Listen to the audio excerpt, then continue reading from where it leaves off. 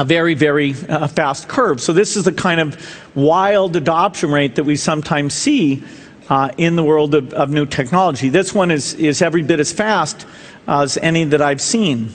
So these people are getting financial services, transferring money, paying at shops, new things, applications showing up on top of that.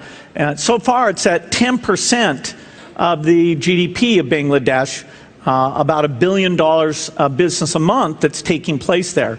So that's a very, very exciting model that, it's just one country where the regulations got going and critical mass was achieved. Now, the first application that these things generally bootstrap off of is moving money, money transfer. And because the competitive services in these countries, the post office is often very expensive, very slow. Sometimes you have to pay extra just to make sure you really do get your money out of that system. They can bootstrap as soon as they have cash in, cash out density high enough that people feel good, okay, I'll put my money in this thing, and either I or the person who I digitally transfer it to, often somebody in the urban area who earns money transferring it to somebody in the rural area, they'll be able to go and do that cash out capability. But that's just the bootstrap. The first generally 3 years, it's mostly used for money transfer. But then very quickly, the merchants realized that they could directly accept that digital payment, and it would avoid a lot of complexity for them.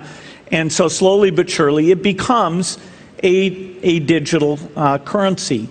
One example of that is in the place you might least expect, which is Somaliland, where the mobile operator there, Telsum, has so much going on that people hardly cash out at all. On average, it's once per month, and so there's actually more going on with the digital currency than there is with the paper currency. That's the one, although it's a small economy, where that's absolutely the furthest along. Most people know about Kenya. Kenya's built up over a number of years. Of course, the system's called M-Pesa, and that's now 31% of Kenya's GDP. Now there's value-added applications, including savings accounts, short-term loans, and the demand for those products is very strong, and we see them being adopted to different populations. And so things are happening. In fact, as we get a few of these examples, the other countries are starting to say, okay, why don't they have this going on? And they are looking at their regulations and saying, how can we enable this? I was just in India. They're moving to authorize what are called payment banks.